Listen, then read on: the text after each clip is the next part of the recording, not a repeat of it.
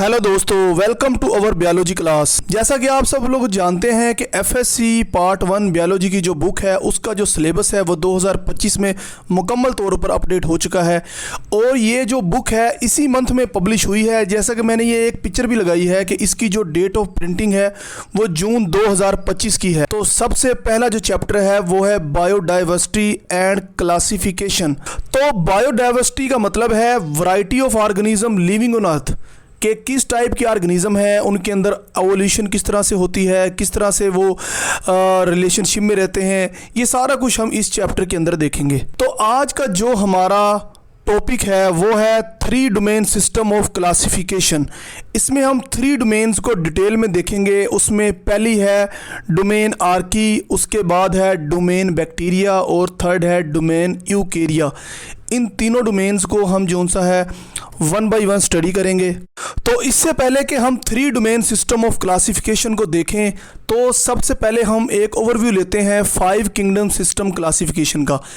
तो Robert Whittaker जो कि एक अमेरिकन इकोलॉजिस्ट है, उसने 1969 में एक कॉन्सेप्ट दिया 5 किंगडम क्लासिफिकेशन सिस्टम का। उसके अकॉर्डिंग जो ऑर्गेनिज्म है उनको उसने 5 ग्रुप्स में डिवाइड किया, जिसमें उसने कहा कि किंगडम मोनेरा है जो सा वो प्रोकैरियोट्स में आता है। बाकी जो चारों किंगडम है जैसा कि protista, fungi, Plantae and animalia, वो जो सा है यूकेरियोट्स हैं। उसके बाद कार्ल वॉइस जो कि एक अमेरिकन माइक्रोबायोलॉजिस्ट है, उसने 1990 में एक कॉन्सेप्ट दिया 3 डोमेन सिस्टम ऑफ क्लासिफिकेशन का। उसने कहा कि जो प्रोकैरियोट्स हैं उसकी 2 क्लासिफिकेशन है। उसने कहा एक आर्की एंड दूसरा बैक्टीरिया, दोनों प्रोकैरियोट्स में आते हैं। उसके अकॉर्डिंग जो लिविंग ऑर्गेनिज्म है उनके टोटल 3 ग्रुप हैं। फर्स्ट वन आर्की, उसके बाद बैक्टीरिया और तीसरा यूकेरिया। अब अगर हम डोमेन आर्की की बात करें तो ये जो वर्ड आर्की है ये एक ग्रीक वर्ड से निकला है जिसको बोलते हैं आर्काउस। इसका मतलब है एंशिएंट। इसी वजह से ये जो डोमेन आर्की है इनको एंशिएंट प्रोकैरियोट्स भी बोलते हैं। ये basically single cell micro organism है और ये निकले किधर से हैं, ये डाइवर्ज फ्रॉम बैक्टीरिया, ये बैक्टीरिया से ही अलग हुए हैं। मैंने ये डायग्राम भी साथ लगाई है कि सबसे पहले किंगडम बैक्टीरिया थे, उनसे जो सा है किंगडम आर्की इवॉल्व हुए हैं। अगर इनकी रेंज की बात करें तो 0.1 माइक्रोमीटर से लेके ये 15 माइक्रोमीटर तक होते हैं डायमीटर में। कुछ जो से हैं ये आर्की एग्रीगेट्स बनाते हैं या फिलामेंट्स बनाते हैं जो कि ऑलमोस्ट 200 माइक्रोमीटर तक होते हैं लेंथ में। इनकी शेप की बात की जाए तो बेसिलाई शेप होती है, कोकाई, स्पाइरलाई, ये सारी शेप्स क्या है आर्की की होती हैं। उसके बाद अगर हम रिप्रोडक्शन की बात करें तो ये जो सा है एसेक्सुअली रिप्रोडक्शन करते हैं, मतलब इनके अंदर सेक्सुअल रिप्रोडक्शन बिल्कुल भी नहीं होती। जैसा कि बाइनरी फिशन क्या है कि पेरेंट सेल जो से हैं वो डिवाइड होते हैं इक्वल डॉटर सेल के अंदर, जैसा कि बैक्टीरिया में या अमीबा में। उसके बाद बडिंग, ये भी एक एसेक्सुअल रिप्रोडक्शन की फॉर्म है कि एक स्मॉल आउटग्रोथ बनती है, ठीक है, और उसके बाद क्या है वो अलग हो जाती है, जिस जैसा कि हाइड्रा और यीस्ट में ये बडिंग का प्रोसेस होता है। उसके बाद फ्रेगमेंटेशन भी होता है कि इसके अंदर क्या है कि ऑर्गेनिज्म की एक बॉडी होती है वो ब्रेक हो जाती है पीसेस के अंदर। उसके बाद जो हर पीस है वो दोबारा से ग्रो होके एक कंप्लीट बॉडी बना देता है, जैसा कि पिक्चर में भी दिखाया गया है। प्लेनेरिया के अंदर ये फ्रेगमेंटेशन होती है। तो नेक्स्ट हम बात करते हैं इसकी सेल मेम्ब्रेन के बारे में। अब ये जो किंगडम आर्की है उसके पास एक बड़ा ही यूनिक फीचर है। उसके बाद क्या है, लिपिड्स होते हैं और जो कि लिंकेज बनाते हैं। इनके अंदर ईथर लिंकेज होता है, फैटी एसिड की जो चेन है उसके और ग्लिसरॉल के दरमियान। ये डायग्राम में भी मैंने बताया है कि फैटी एसिड और ग्लिसरॉल के दरमियान ईथर लिंकेज होता है और इनकी जो फैटी एसिड की चेन होती है वो ब्रांच्ड होती है, जिसकी वजह से इनकी जो सेल मेम्ब्रेन है वो बहुत ज़्यादा रेजिस्टेंट होती है।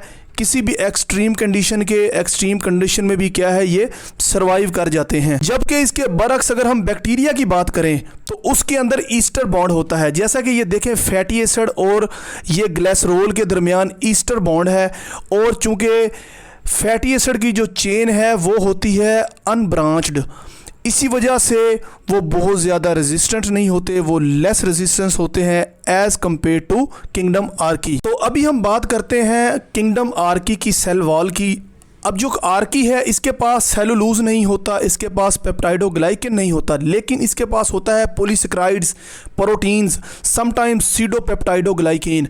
और जबकि इसके बरक्स बैक्टीरिया के पास पेप्टाइडोग्लाइकेन होती है, और जो यूकेरिया है इसके पास सेलुलोज होती है प्लांट्स के अंदर, और जबकि फंजाई की जो सेल वॉल है वो काइटिन की बनी होती है।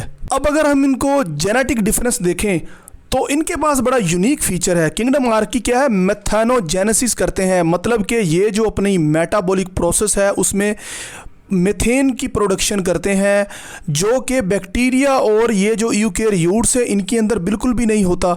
अगर हम बात करें बैक्टीरिया की, उसके अंदर फोटोसिंथेसिस होती है, नाइट्रोजन फिक्सेशन होती है या फर्मेंटेशन होती है।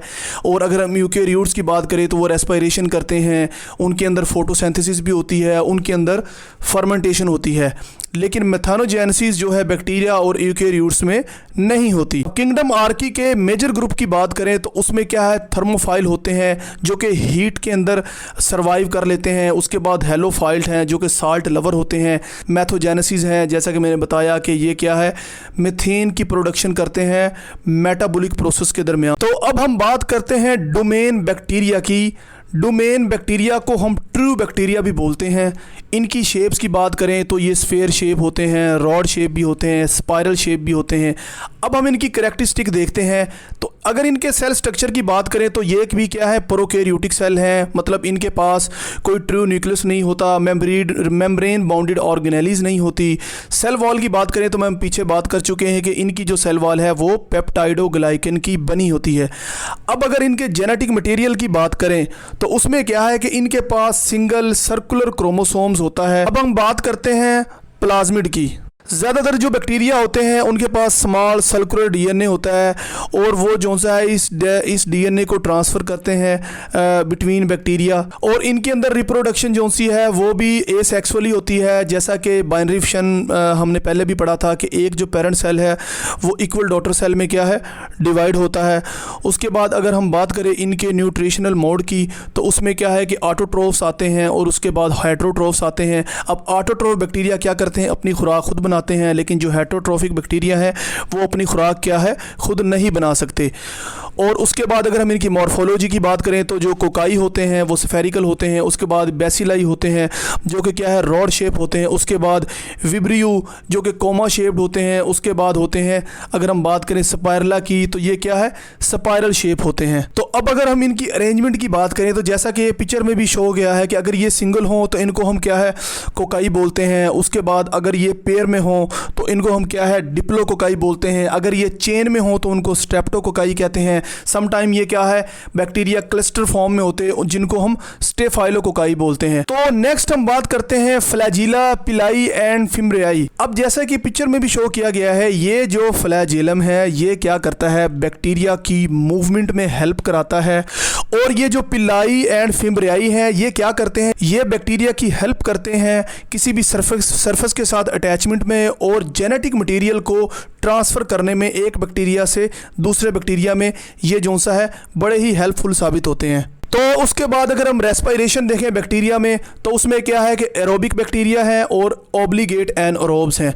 अब जो है ऑब्लिगेट एरोब्स हैं ये क्या है, ऑक्सीजन की मौजूदगी में सरवाइव करते हैं। इनको फ्री ऑक्सीजन क्या है, रिक्वायर होती है अपनी सेलुलर रेस्पिरेशन परफॉर्म करने के लिए। जबकि ऑब्लिगेट एनारोब्स हैं ये जो फ्री ऑक्सीजन के अंदर क्या है, सेलुलर रेस्पिरेशन परफॉर्म नहीं कर सकते। फैकल्टेटिव जो एनारोब हैं वो क्या है कि या तो वो ऑक्सीजन हो तब भी सर्वाइव कर लेते हैं और ऑक्सीजन ना हो तब भी सर्वाइव कर लेते हैं।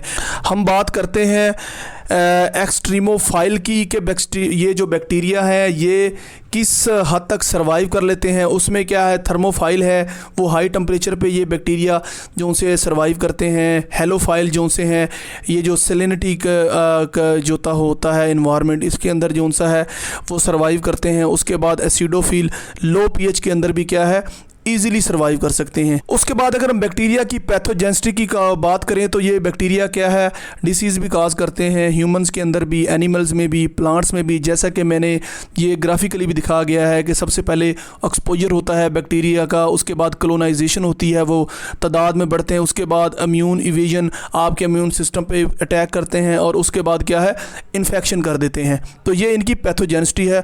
उसके बाद अगर हम बात करें सिम्बियोसिस, उसमें क्या है कि ये किस तरह से रिलेशन बनाते हैं।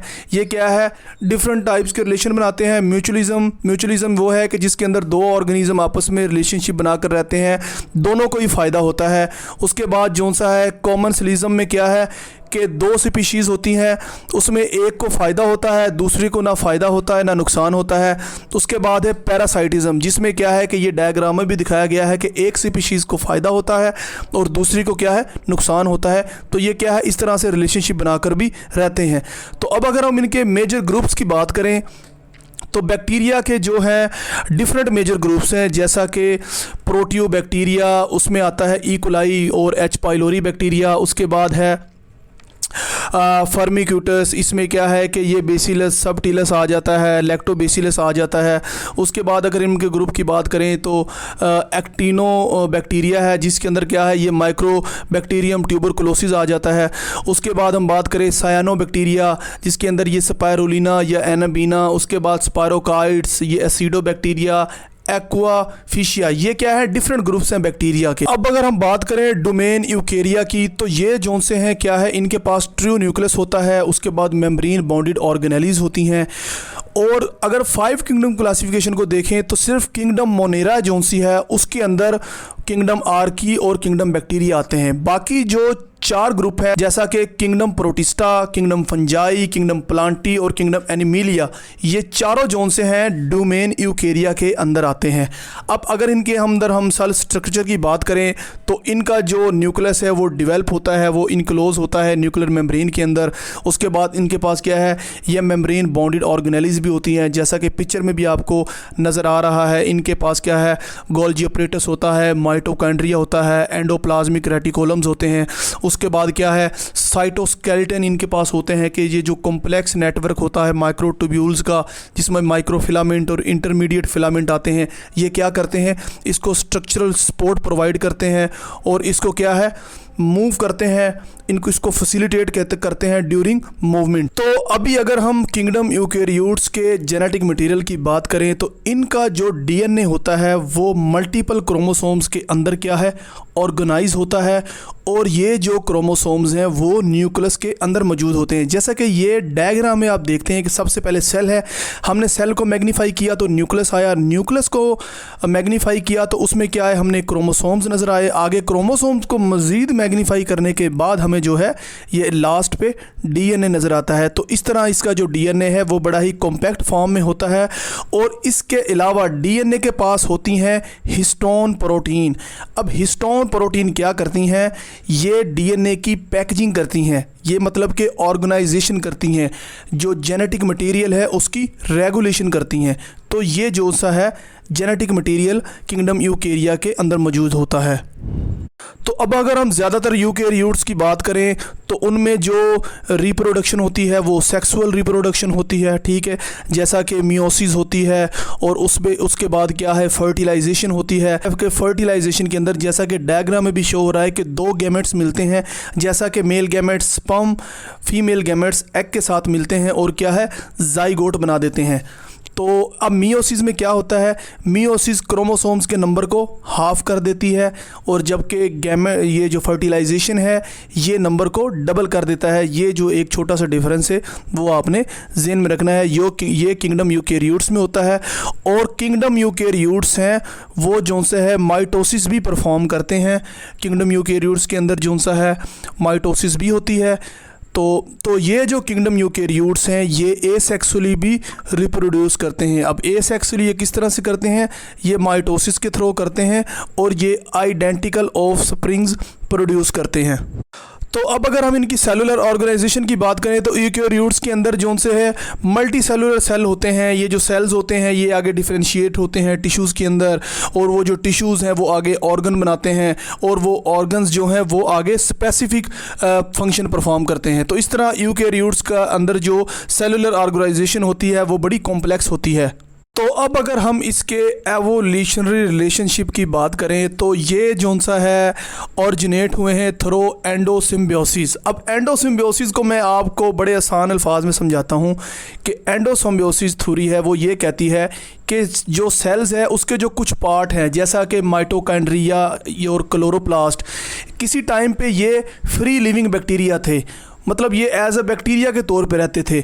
लेकिन क्या हुआ कि एक सेल जो है, एक बड़ा सेल है, उसने इन दोनों को क्या है स्वेलो कर लिया। स्वेलो को हम आम लफ्ज़ में कहते हैं कि निगल लिया, इन बैक्टीरियाज़ को निगल लिया, लेकिन इनको डाइजेस्ट नहीं किया बल्कि ये सेल के अंदर रहना शुरू हो गए।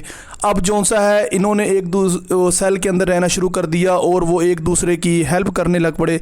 जैसा कि अगर हम देखें कि माइटोकॉन्ड्रिया है वो एनर्जी प्रोड्यूस करता है और क्लोरोप्लास्ट है जो कि फूड की प्रोडक्शन में हेल्प करता है। तो इस तरह से ये जो बैक्टीरिया है ये सेल के अंदर रहने लग पड़े, सेल ने इनको प्रोटेक्शन दिया और ये सेल का एक पार्ट ही बन गए। तो इस तरह से ये यूकेरियोट्स हैं वो जो हैं इवोल्व हुए प्रोकैरियोट्स से। तो ये एक एंडोसिम्बियोसिस थ्योरी है। अगर आपको ये वीडियो पसंद आई है तो प्लीज़ इस वीडियो को लाइक करें, शेयर करें और चैनल को ज़रूर सब्सक्राइब करें। मिलते हैं अगली वीडियो में, तब तक के लिए अल्लाह हाफ़िज़।